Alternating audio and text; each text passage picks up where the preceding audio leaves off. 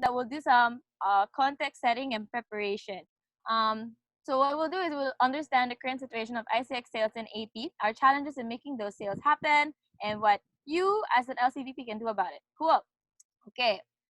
So let's start. What is negotiation? Negotiation is the process of combining different positions into a joint agreement under a decision rule of unanimity. It aims to resolve points of difference, craft outcomes to satisfy various interests. Yeah.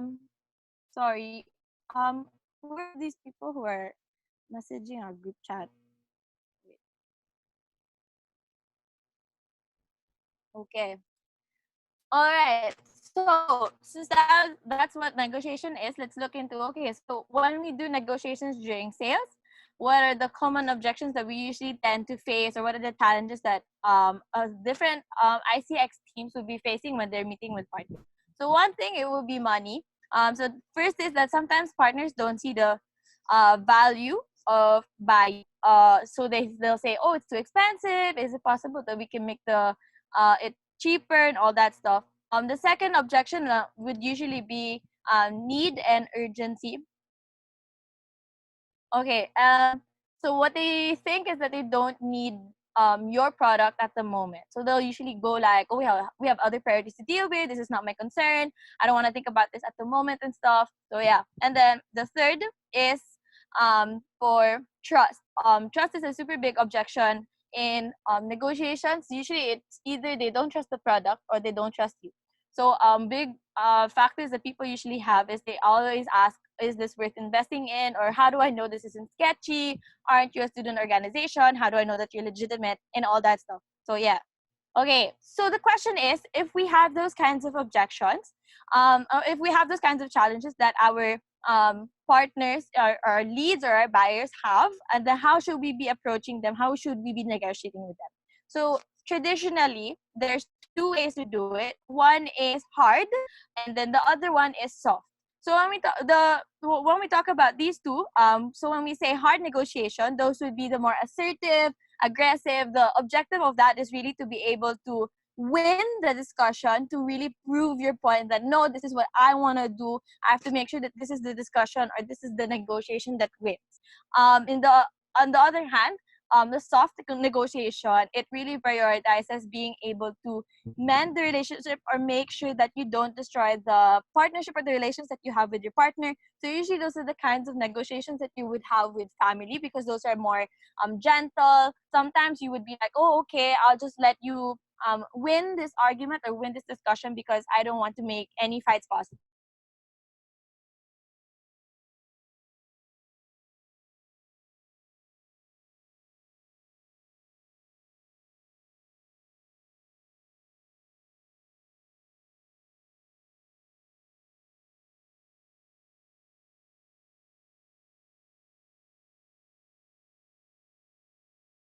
Don't worry, guys.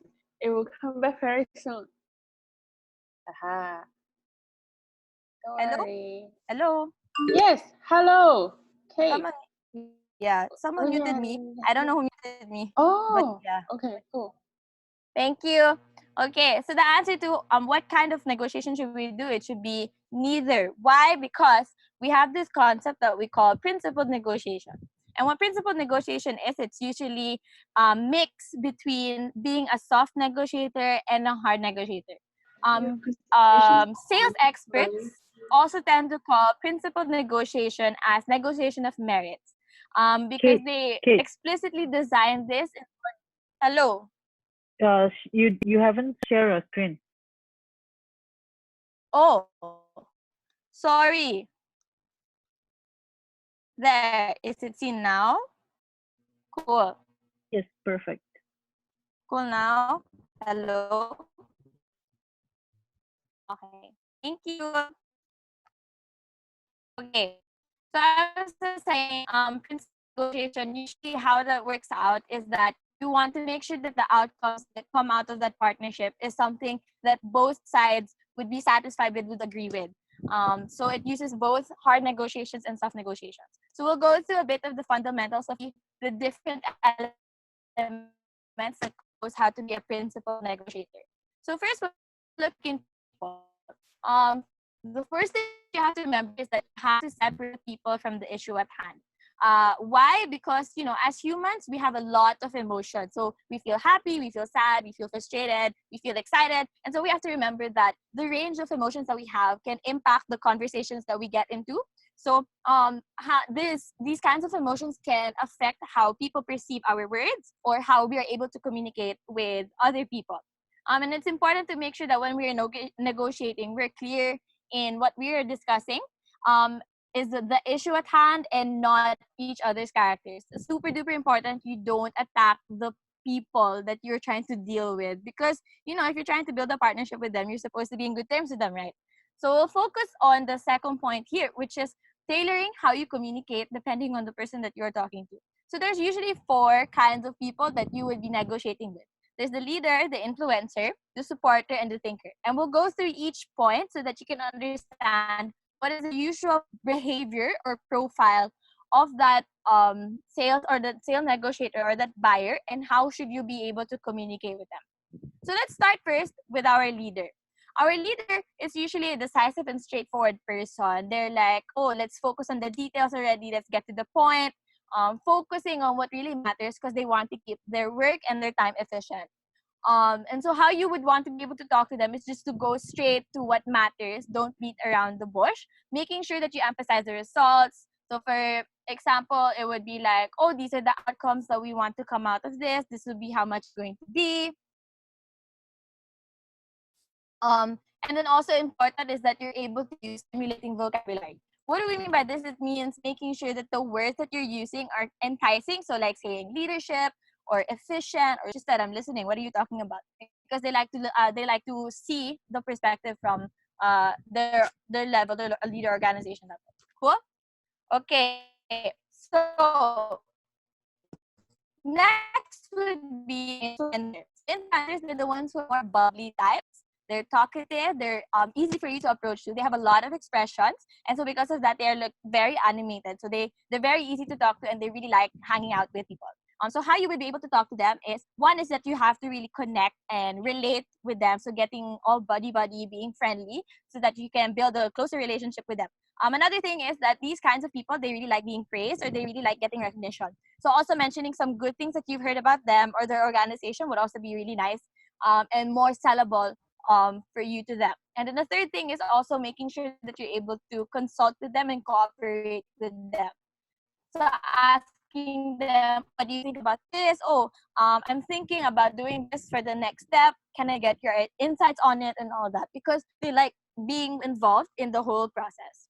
Okay. The third one is a supporter. The supporters are usually very patient, and they're more closed in, or they're more shy people. They prefer really being driven by teamwork, and at the same time also doing things by procedure or what's by the book. So these are the kinds of people who don't really like to take risks. So they're like, oh no, this is what's written in the manual. Let's do this. Oh, this is what's written on the contract. We need to stick to this exactly. So how you would want to be able to talk to them is similar to influencers. You need to be able to connect with them. But unlike an influencer who already has more easier opportunities to trust you, with the supporters, it's really super duper important that you get to know them and really know them well enough, because you have to build trust. And then the last thing is also that you have to follow up according to procedure. So if your agreement with the partner was like, okay, I'll follow up with you in 2 days' time, don't email them tomorrow, because they won't see it as you being eager to partner. They'll be like, oh, why isn't she following the rules? She's not respecting the routine and all that stuff. So you need to be like super careful with that. And then the last kind of person that you are going to deal with is called the thinker. And the thinkers, they're the ones who are really into the data. They're more logical. They're serious and attentive to detail, because they like all of that kind of order. They're very strategic people. So how you would try to deal with them is, because they also like to be driven by data, you have to argue with them on the data end as well. So you have to make sure that you're prepared beforehand to justify what you're going to say with the agreement, would justify your arguments. So for example, you could say, oh, this is the kind of pricing that we have, and they'll be like, oh, why is that the pricing that you have? And then you'll be like, oh, it's because this is what we noticed in terms of experience, and this is what we saw with our competitors and all that stuff. And then last thing is also have to pay attention to all of the little things, because with thinkers, it's super important to be able to ask them, okay, are we missing anything? Before we move forward, do we have everything prepared? Let's take a look at each part of the list, because they really prefer looking at all of the small details before they move forward. Cool? Okay. So let's proceed. Let's go back to the, okay, here we go. Okay, let's proceed to the second fundamental, which is interests. Okay, so with interests, what's super important is that you focus on interest and not positions. So similar to the first point, it's difficult to be able to negotiate with someone if they already like focus on their character or their position or the background that they're coming from. It's a very big ego issue, and if you like negotiate with somebody on a position that is very difficult to be able to argue with them, because they're going to be very adamant about what they're saying about their position and all. So when you do negotiations, you have to make sure that you focus primarily on what your buyer wants or what your buyer needs, instead of like who they are as a person. You'll notice that the tips are very similar. Don't negotiate to save face, and to make sure that you're focused on the issue at hand and not on the person at all. So don't attack the persons already. Similarly, third thing is options. So with options, you have to make sure that when you invent solutions, it's for mutual gain. I think this is one of the most important assets about negotiations of today, because you have to make sure the agreements that you get yourself to is something that both sides of the party want, and it's not just one person, because otherwise then you luck out. So the things that you have to remember here is that you first is that you have to embrace the power of and. It's a partnership. It's a cooperation, not an operation rather. And so you have to remember that you're not going through all of these stuff alone. Another thing that has to be pointed out here is that with options, you have to remember that you don't have to negotiate on everything in one go. So for example, maybe there's some discussion that you think would need more time for you to think about. It's okay to be like, oh, can we meet on this date and this time so that we can discuss this better in more detail, because you need time to think. There's a study that says that taking active rests helps you in stimulating your creativity and in your innovation. So I think this is a tip that you should also keep in mind, like when you're negotiating. If you're not really sure if you have all of the options in place right now, then it's advisable that you just, okay, let's postpone, let's pause first on how we're negotiating with people, and then let's discuss this another time, because you need to get that active rest in order to think, okay, if I'm coming up with these new solutions, is it going to benefit just me? Is it going to benefit just the partner I'm trying to get? Am I just a people pleaser? Or am I trying to really make sure that what I'm thinking about is going to help both of us? Okay. So you have to make sure that when you're going through this, you don't have to decide 100% right away. There's no pressure in terms of that. Just as long as you don't like wait super duper long, you know? Okay, and then the last fundamental is with criteria. Okay, so it's super important that when you're also doing negotiations, you have a baseline or a standard. So all of like we all have standards, even in AIESEC in our exchanges. We have partner standards, we have exchange standards. So it's important that even with negotiations, we have standards in terms of how we manage our partnerships. So you have to keep in mind the standards that you're putting out when you're trying to do a partnership is you making sure that the proposal or the deals that are being set out there are fair for both parties. That will make it a wise kind of agreement. Another thing is that it should be efficient. So it shouldn't really waste so many people's time, or it should make sure that you're not confusing or complicating anybody. And then the last point, which is super duper important, is that you have to make sure that the partnership that you're getting into does not damage the relationship between the two parties. Only then, like, if you get into a proposal and then it actually affects your partnership, then maybe maybe it means that the partnership wasn't supposed to work out. The reason that you have to be objective with the kind of criteria you're setting out there is because you need to make sure that you're grounded and you're not being biased or anything in terms of how you're creating your partnerships. Cool? Okay. So let's go back to our common objections. So how does this all work out with the objections that we have? How do the four fundamentals work in here?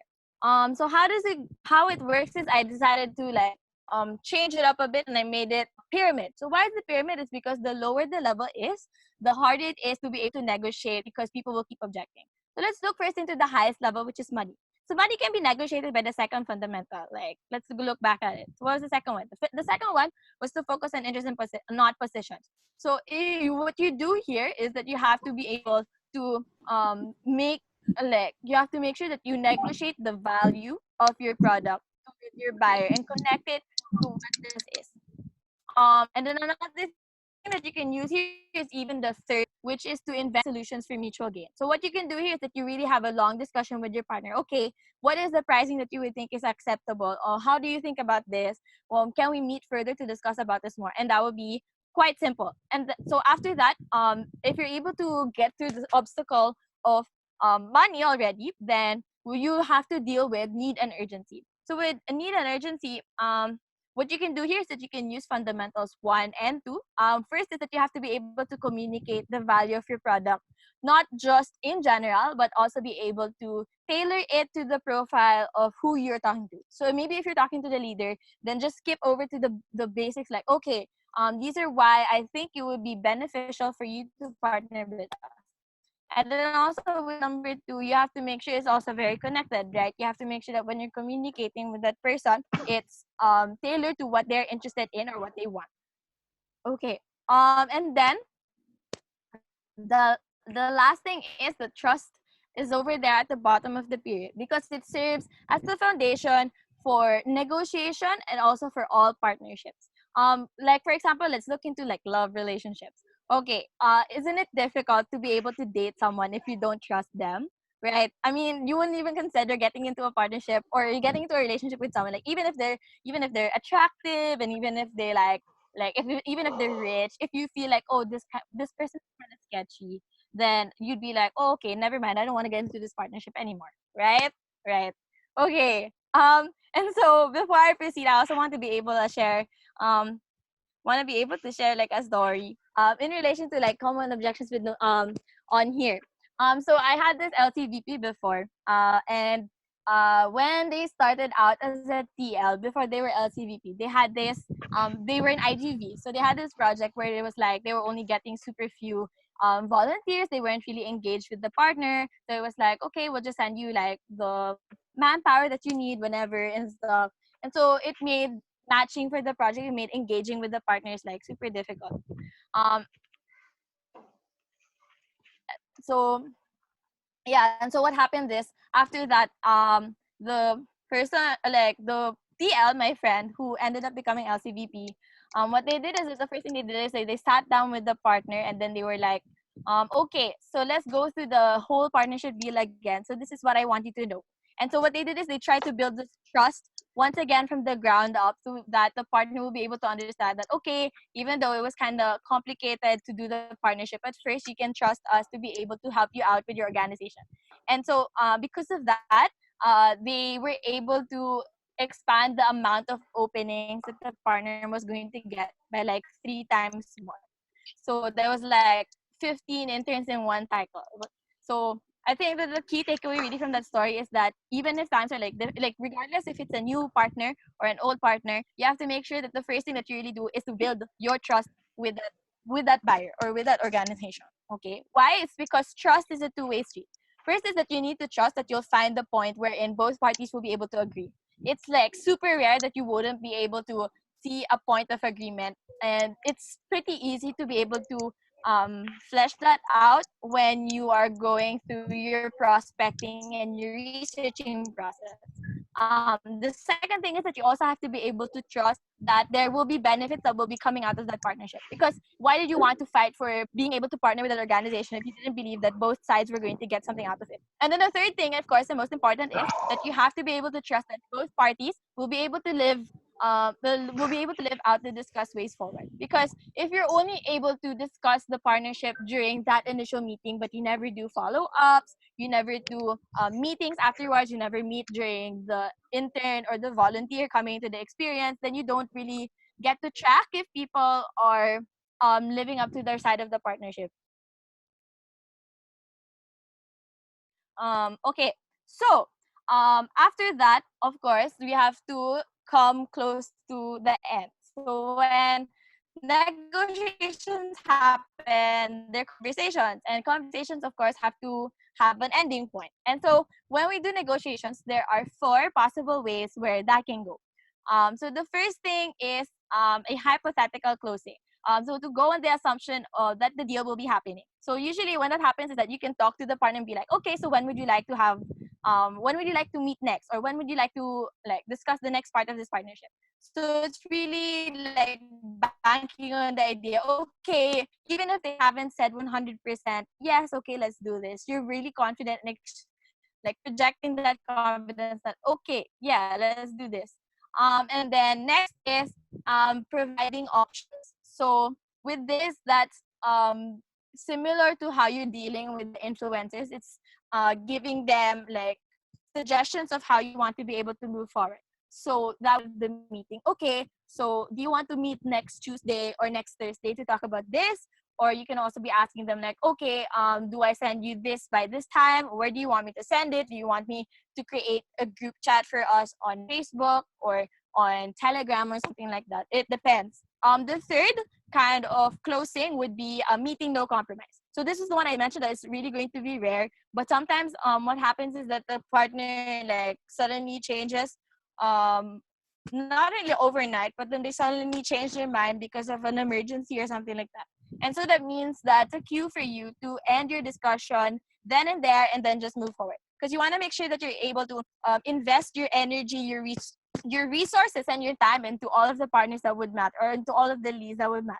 Because otherwise, you're just going to burn yourself out, and that is not healthy at all. We don't promote that kind of um, bad health here in this organization as much as possible. And then lastly would be ultimatums or giving ultimatums. So how this would work is kind of similar to hard negotiations, wherein you're really firm in the kind of offer that you're providing them. Like you're saying, this is what I want, or this is what I want to get this kind of discount, or this is when I want to receive this kinds of applicants and stuff. Or on your end, it would be like, this is when I want to receive the signed contract. And so that's why it's not advisable as much to put out an ultimatum as a way of closing it, because sometimes that can come off too strong and people might be turned off by how demanding the closing method kind of would sound. Okay, cool. So given that look into negotiations and then the pyramid of objections and challenges to face, let's look now into the context setting. So what exactly is the context of AIESEC sales in AP? Okay, so for all, I'm sure everybody here knows that with the whole situation of COVID-19, there's been a lot of delays in both the youth attraction timeline and of course also the partner attraction timeline. And so because of COVID, a lot of communities are in lockdown or they have community quarantine. So it's very difficult to be able to work, and you have to move everything to like virtual meetings and stuff. So yeah, the second thing is in particular to IGT. The context is that there needs to be better stakeholder management or stakeholder relations. Like sometimes the tendency is that people just go into the meetings or they go into the sales meetings because they just want to close deals, but they never really invest in the human aspect of sales, like getting to know people or building relations with them and stuff. They're just thinking numbers, numbers, numbers, when it should also be humans, humans, humans. Cool. And then last thing is in particular to IGE, there's two things. One is that there's a lack of standardization as to how sub-products and the job descriptions for the interns are understood. And because sometimes, because not even the members tend to understand it, they struggle with being able to communicate that with the partners as well. And so when that happens, they're never able to really confirm closing the sale. And then the last thing also for IGVE is that sometimes they struggle with terms of prospecting. So they'll be able to find the research and they'll say, oh, okay, let's look into these kinds of startups. But then when they entered it, or they're not looking for new HR just yet.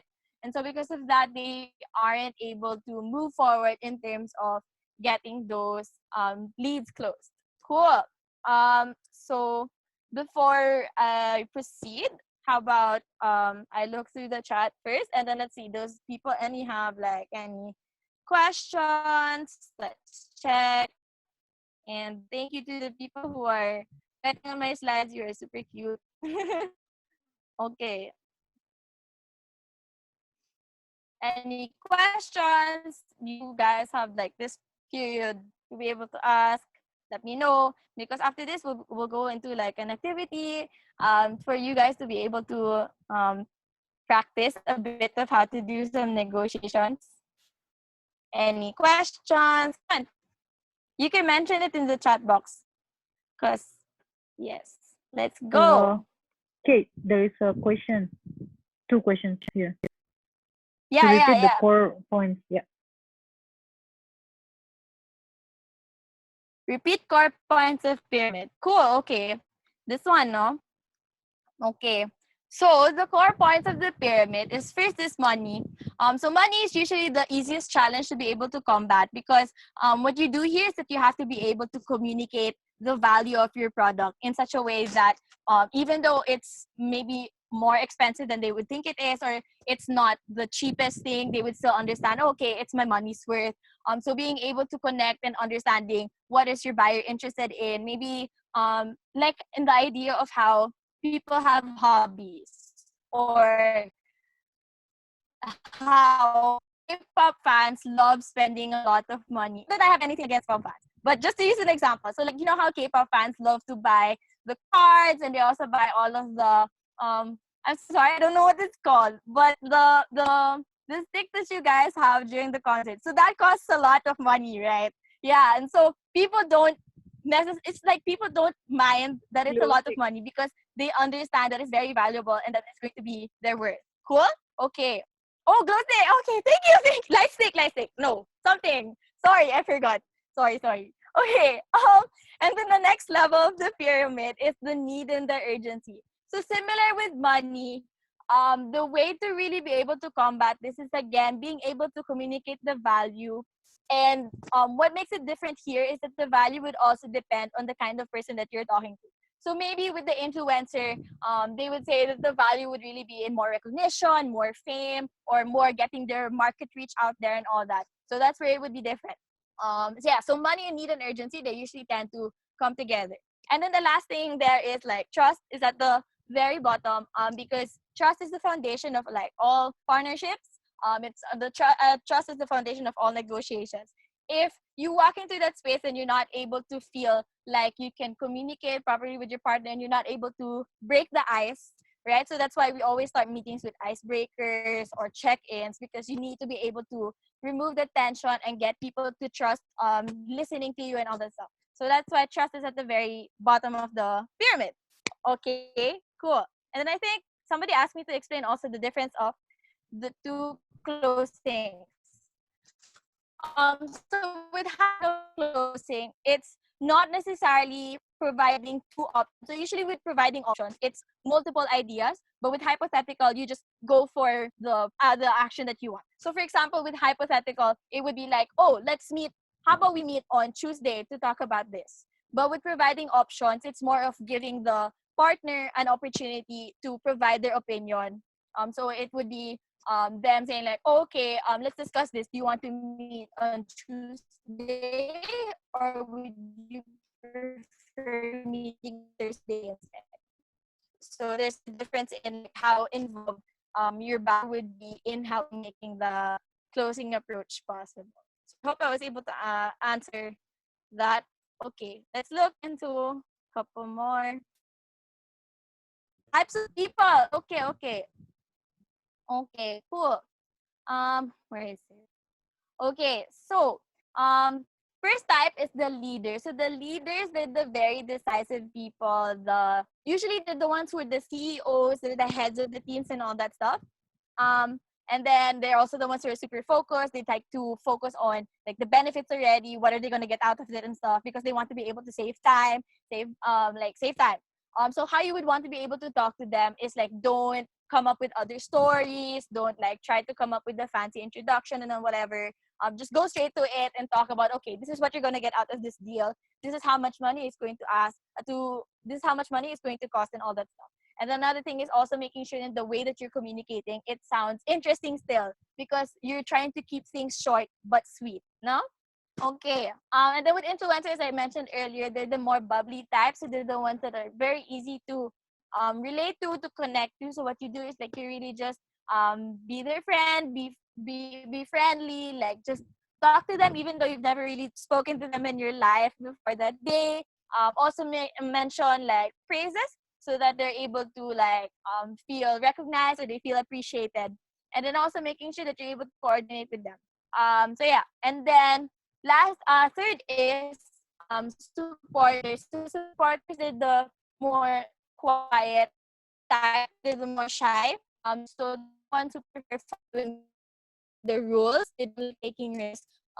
They're more patient and they're more cautious in terms of how they would want to go with partnership. Okay, so to be able to connect with them. But it's more of to build trust rather than like how with influencers it would be to really connect. And then the other thing with supporters is that you have to follow the procedure, because otherwise they get really comfortable with you not following the regular flow. And then the last one, the thinker, is the person who is the more logical type. So they're quite similar with the leaders, but the leaders, they're okay with not like going through in all of the entirety. With the leader, they just want to go into the end point.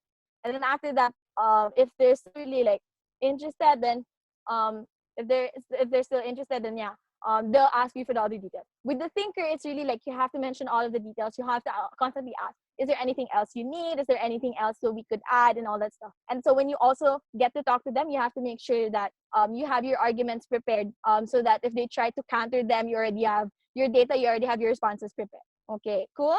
Um, so given that, I'll entertain more questions later. So what we'll do now is that let's go into an activity. Okay, so here's what's going to happen. You guys will be assigned into breakout rooms. So can I ask for the help of my support passes in creating breakout rooms? So we'll create it. Don't worry, you'll just get a notification inviting you to joining the breakout room. And then what's gonna happen is with each group, so there will be maybe like 15 to 17 people in each group, and so you have to choose one group leader. And then after that is that you're going to be given a case, and I'll flash the cases later on so you don't have to worry. And then after that is that you guys have 10 minutes to be able to negotiate, like to think about all of the solutions you want to create. So group leaders, you will be given access to this link, which is where you will put all of the answers or all of the minutes of the discussions that you have with your group mates. And then after that, we're gonna do is that everybody has to share their ideas, and the group should vote, okay, which among the answers people provided will be the best way to solve the case that we have. Okay. So before I create the breakout rooms, thank you, support Fuzzy. Before I create the breakout rooms, let's look first into the case studies and who will be assigned to them. So we have 4 cases, and there will be 3 groups each talking about each case. So first case is that the partner is okay with the current proposal, but they're kind of hesitant to push through because of COVID. Next would be the organization was tapped already by a different LC before, but when they were partners with that LC, they didn't really have a good experience. Third case is that the company is okay with the proposal, but they want that the EPs only come from specific countries. So they're choosy about who are they getting to apply. And then the fourth case is that after AIESEC presents the proposal, the company says, oh, can we know what your other products are? Because I think that I want to get to know them more instead. So yeah, okay. So now what we're gonna do, please sit tight. I will create the breakout rooms right now.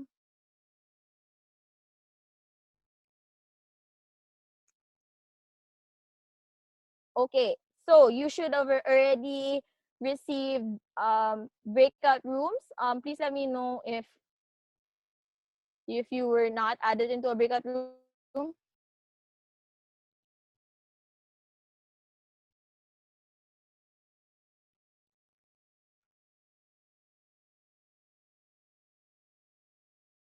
Hey, peeps. Hey, let's focus.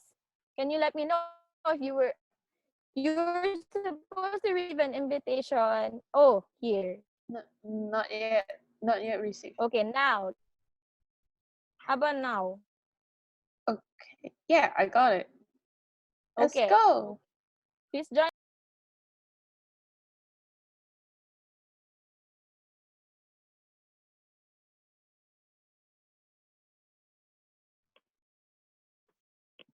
Hi, peeps. Can you hear me?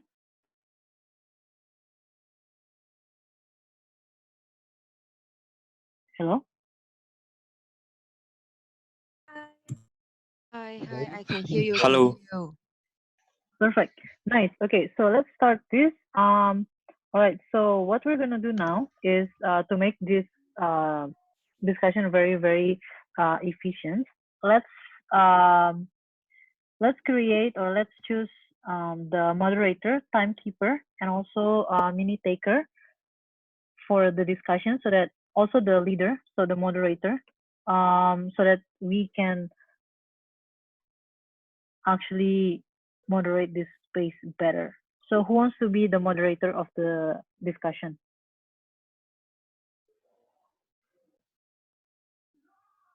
Anyone wants to be the leader of the discussion?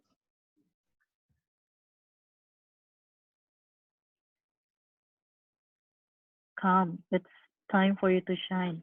It's okay.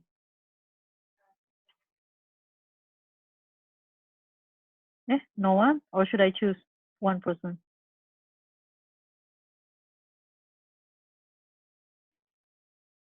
Okay, I'm gonna choose one person to lead the discussion. Okay, so how about Abeng? Abeng, you will be the leader of the discussion. So who wants to be mini taker? Like someone who types.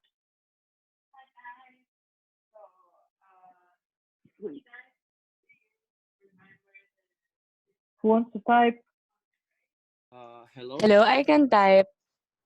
Okay, Kathleen, you type. Okay, Cool. thank you. Perfect. Hello, So who wants to take the minute, the time? before I take the moderator, I want to ask something. Can I? Yes. Yes, of course. Well, honestly, I was just disconnect like few minutes ago and just rejoin. May I know the flow of moderation? Okay. So if you are, so you will need to go to this link.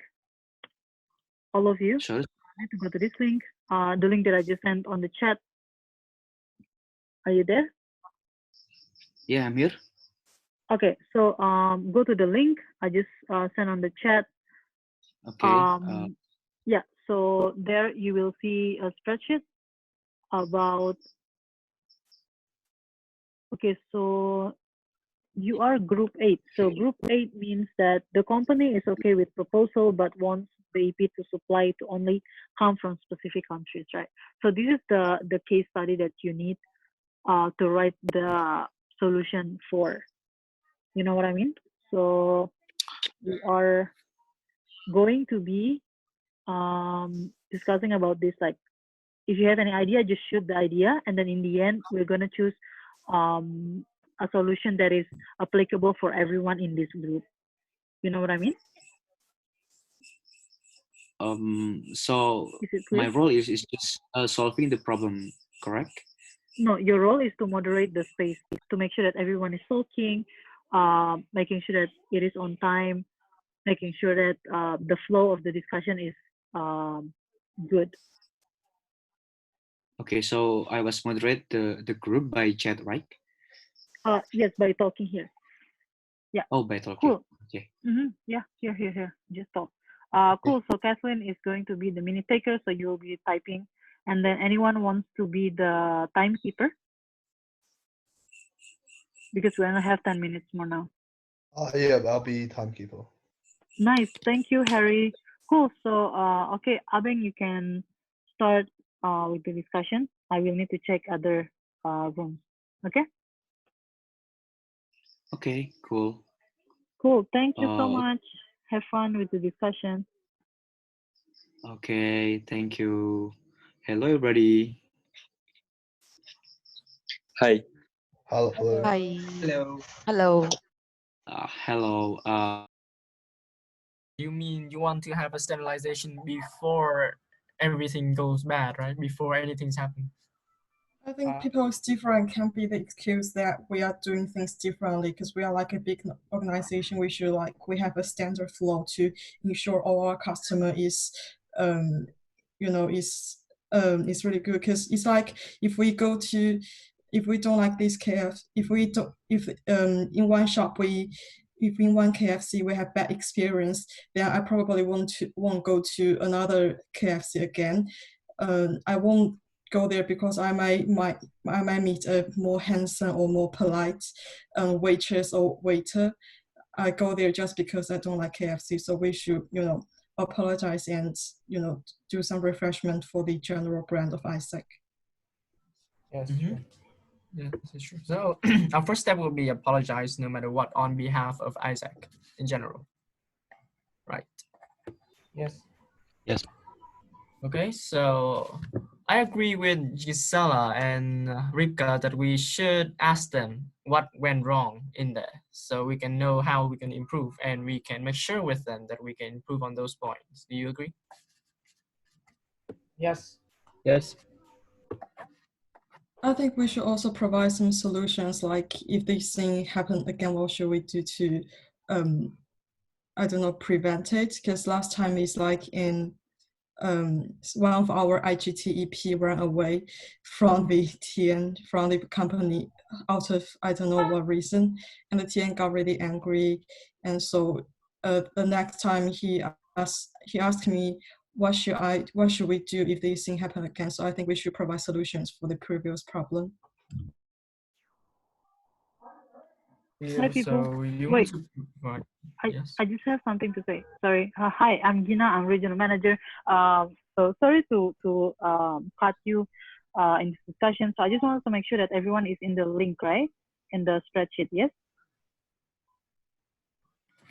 What spreadsheet? Okay, so I'm gonna send you a spreadsheet. This is where you need to type down all the discussions that you have. Oh, I see.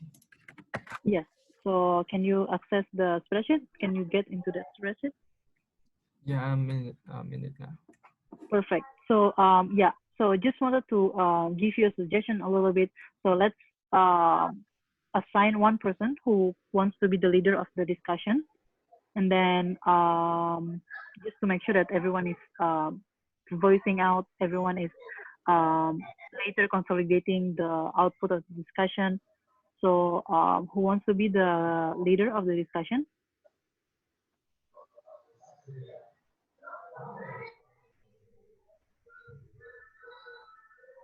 Let's take this as an opportunity for you for the experience. Where Can else I are be you the going leader? to? Sure. So you are Chu An? Yes. Yeah, sure. Okay, so you will be the leader. Nice. Okay, so Chuan, you need to make sure that everyone is speaking out, and then by the end of this discussion, you have the output on the spreadsheet. Okay? Okay. Perfect. Thank Cool. you. So I'm gonna leave now. Good luck with the discussion. I really like the discussion. I'll see you later. Bye bye. Bye. Okay, you can continue the discussion. So now. yes, thank you. So have everyone In whichever country we're from. So we need to be empathetic and apologize, even if it wasn't necessarily our fault, because they look at us as one organization. Mhm.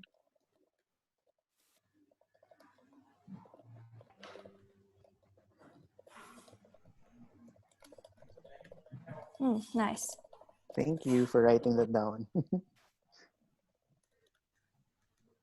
Which LC are you from? Oh, I'll write it. Thank you. I'm from UPD. Okay.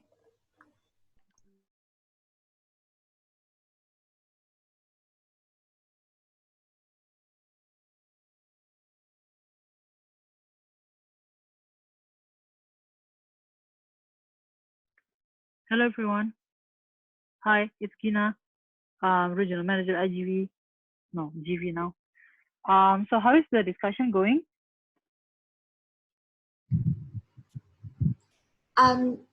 there's a bad internet connection, so we're now deciding to write our answers in the group chat for people who cannot speak, and Okay. one person will summarize the idea. By the Perfect. way, So, the sheet, we don't have the right to access. you will have the right to access if you have AIESEC.net. If you log in with the AIESEC. Yep. Cool. So who is the discussion leader?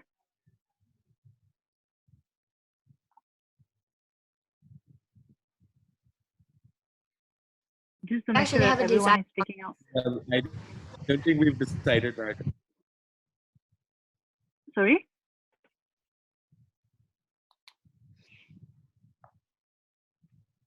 Well, we haven't been able to decide that yet. Okay. Cool. So I think one person, do you want to be the leader of the discussion? Just to make sure that everyone voicing out and finishing the discussion in 5 minutes. Anyone who wants to challenge themselves? No. Carly, you want? Well, Or Pragya? yeah. Can I? Okay. Yes. Yeah, sure. Yeah. If everyone is agreeing, then Okay. Pragya, you can be perfect. Nice. Okay. So make sure that everything is written down and consolidated by everyone. So good job, everyone. I'll leave now again to the next room. Bye. Have fun. Bye. Thank you. Yes. Thank you. I actually still Guys, can't access the documents. I couldn't have, like, I couldn't edit it. If you try this new link, I feel like you can edit because even I can edit now. I was not being able to edit initially.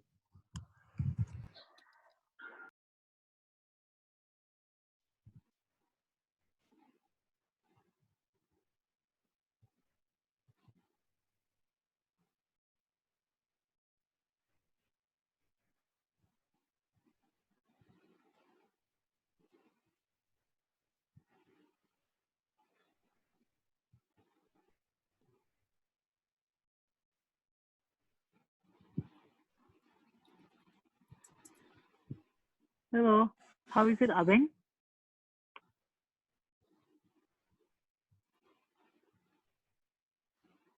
Hello. Hi.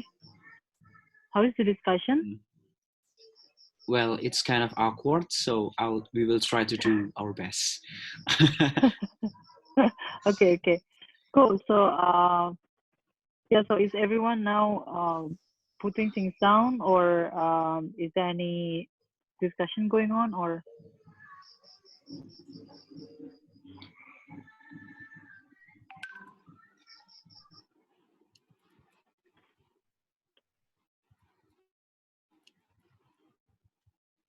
We're trying to discuss and come up with solutions. Maybe all of you guys have the solution. You can just text on the tools who was provided by the FASI. We're gonna end in 40 seconds. So you can wrap up the discussion, so for everyone to agree. So yeah. After November. So then they have a track about where exactly they've been. So they have much more trust or whatever you can say in the EP itself, not just AIESEC. Yeah, that's absolutely.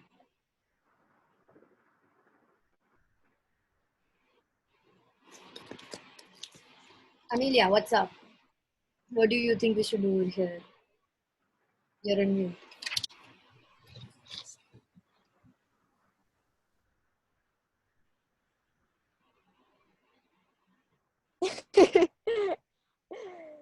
Hey, group 2, why don't you have output?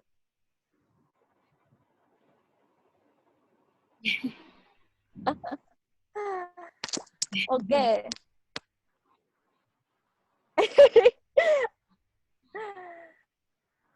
Oh, group 2, look at that. Somebody wrote your notes in the group chat. Okay. So, who wants to be able to share? Can I get one group to be able to share?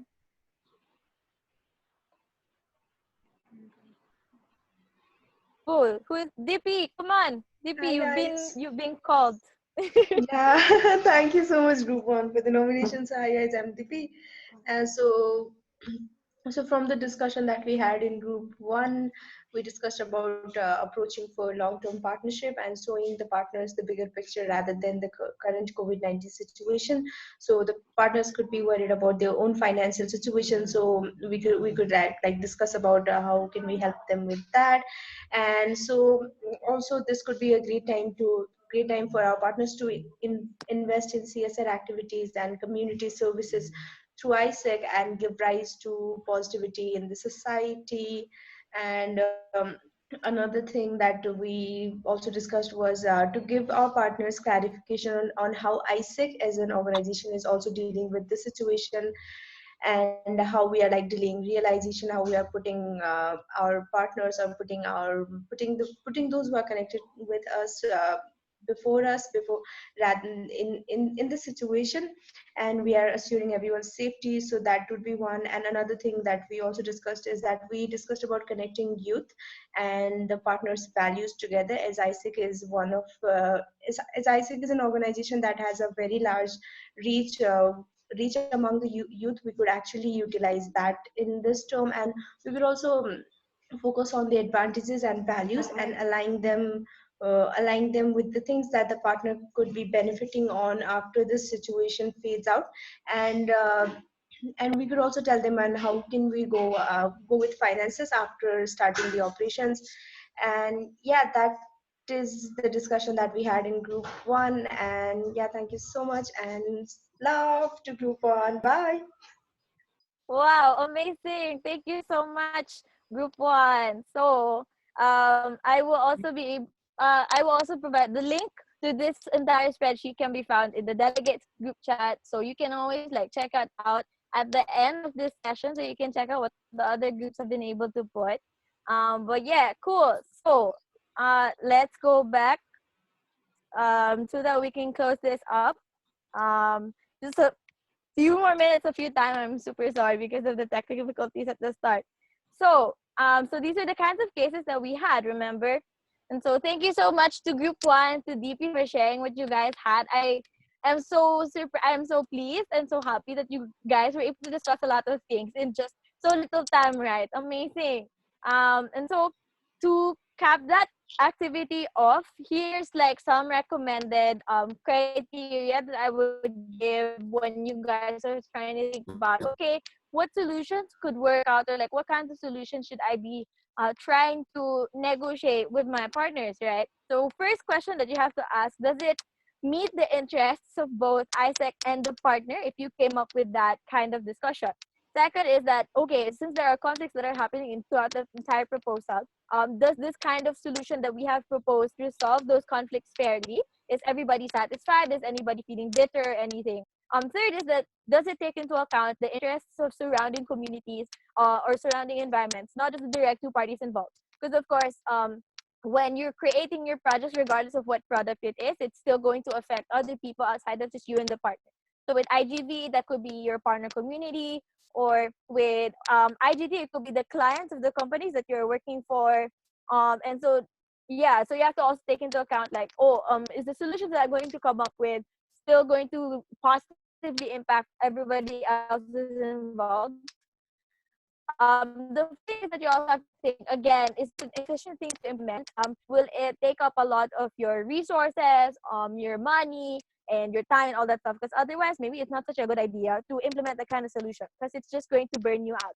And then the last set of objective criteria is, will this solution that you came up with improve, or will it just damage the relationship that AIESEC has with the partner? Remember at the very start that we were talking about negotiations are the most important thing, is to be able to build that kind of trust with your partner. And if you come out of that negotiation with a relationship that has been destroyed because you were too hard-headed, or that you were too negotiating too hard and too assertive that they don't want to be able to partner with you anymore, then that means that maybe the criteria doesn't fit, the solution does not fit the criteria that was set out for your negotiation. Well, so just a few more things.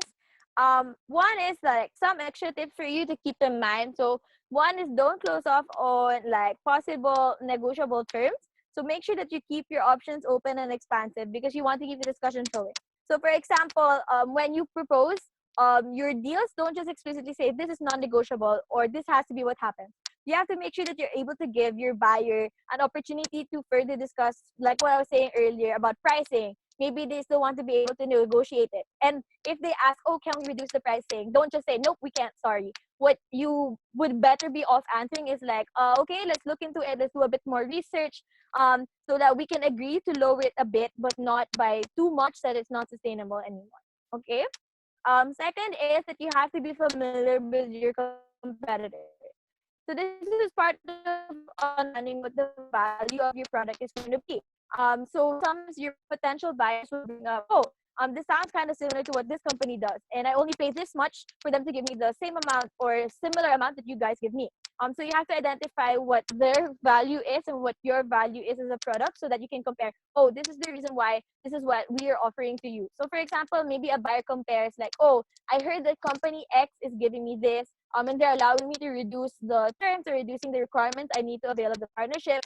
And what about you guys? And so of course you wouldn't go like, oh, don't listen to them. What you say is like, oh, so this is why they will be doing that. With us, this is what we believe here in AIESEC, you know. And so you have to like be able to reasonably negotiate what is the reason behind your specific terms, because you are AIESEC and you're not company X. Cool. Third is do not negotiate until you're ready, because you know it's like super normal that you won't be 100% ready or like on alert or on work all of the time. Sometimes you'll be resting, you'll be checking out Netflix, or you're in a meeting with somebody else. So when the occasion arises that suddenly you have to think of a negotiation or something like that, make sure that you don't decide on anything without properly assessing. So maybe, for example, okay, you're checking out Netflix or you're just scrolling on social media, and then suddenly you're the lead calls and they're like, oh, hey, can we like discuss this part? Like, can we negotiate for this to be cut out of the terms, or like, can we ask for a discount on this particular aspect because we want to take this out? So instead of saying like, okay, yeah, sure, let's do it. What you do instead is, because you weren't prepared for when that happened, you'll just be like, oh, maybe we could set meeting for Friday and we can talk about this in more detail. Is that cool? So that when Friday comes, you feel more prepared or more decisive as to how you're going to assert your arguments or how to reason yourself out to a negotiation. And then another thing is like the last, to learn to disqualify. So, you know, sometimes prospecting who your leads could be is not going to be perfect. So sometimes you're going to be in meetings and you realize, oh, they're not exactly the kind of partner I should be dealing with, or like, oh, they're not able to complete some of the terms, or they're really not going to be able to complete some of the terms that I want to do. And that's completely okay. Like, mistakes are fine, and it's really all a part of the learning process. So rather than just like beating yourself up, or even worse, trying to fit the proposal in such a manner it can work out for that partner, but it doesn't work out for you, just say that, okay, I don't think that this is going to work out, so maybe we can just discuss it later on in the near future when we're both more prepared to discuss a partnership. So cool. Okay. And then one last thing, just to like cap it all off, I want you guys to keep this quote in mind that I saw, which is that the degree to which the negotiating parties trust each other is a really big major factor in determining whether negotiations are successful. So like in any kind of partnership, may it be friends or love life or sales or IR partners even. So some of you guys would know IR partners as well. What's important is that you're able to build that sort of trust with one another if you really want to take your partnership forward, or if you really want to get those people to say yes. Okay? So yeah, just to cap things off, let's do a bit of a check out. So now what I'm gonna do is that I think that Connie will be sharing the post of my session ending on the Facebook group. So please make sure that you share your learnings, and yeah, so share your learnings, just the learning, sorry. So share your learnings and the checkout questions to the Facebook post of the group. And then I've also created a link for the feedback form so that you can also check out the feedback form already. So please remember to fill it out within 30 minutes. So by 10 p.m. you should be able to have finished. 10 p.m. GMT plus 8. You should have already been able to fill out the feedback form because otherwise we won't count your attendance. So it's super duper important you're able to fill the feedback on your end. And for my end, of course, it's to help me improve also, and like how we as APC FASTs can also provide a better conference for you in the next few days. Cool. And then of course, like last thing is like don't forget to also post your checkout post in IG and then tag RO's account. Yeah, and then the last thing is also please remember to apply for APC award. I want to see some more people applying so that we can congratulate you guys because you guys deserve all the awards, you know? Cool. So let's go into feedback. Come, let's go answer the feedback form and also share your learnings. Yay. It's in the CG delegate group already, so please answer it.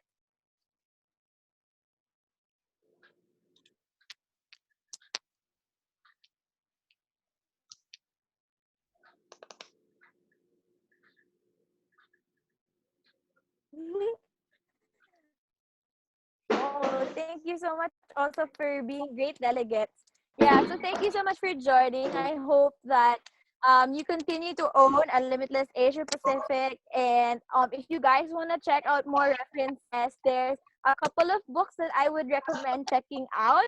I have a copy of Getting to Yes. If you want, like you can message me on Telegram and I can send it to you through Telegram also.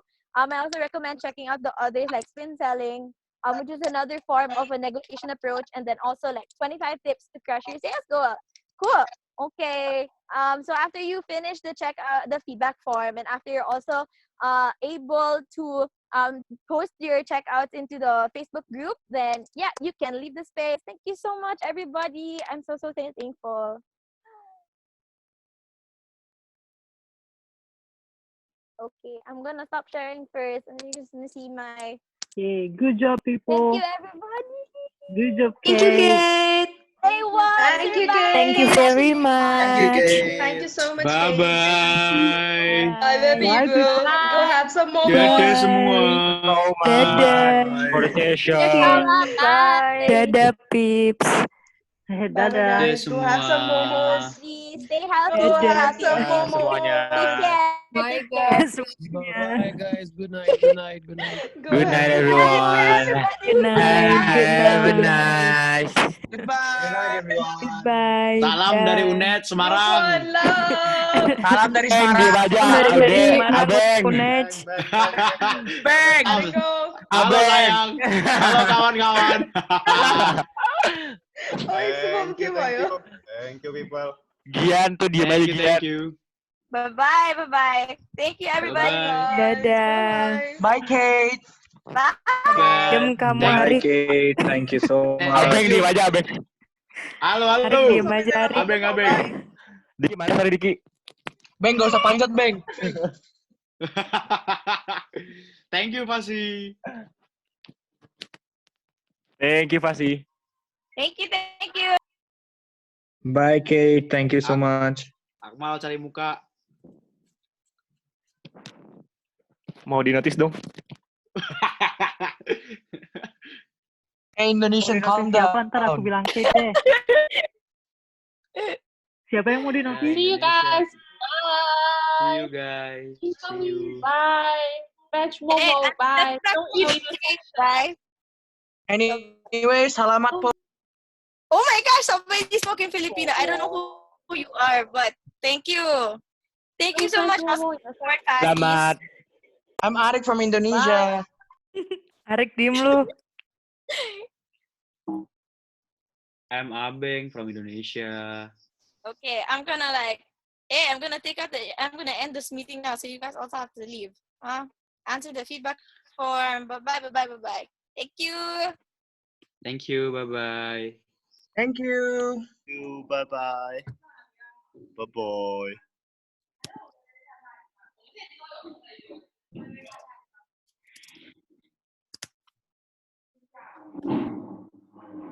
我怎么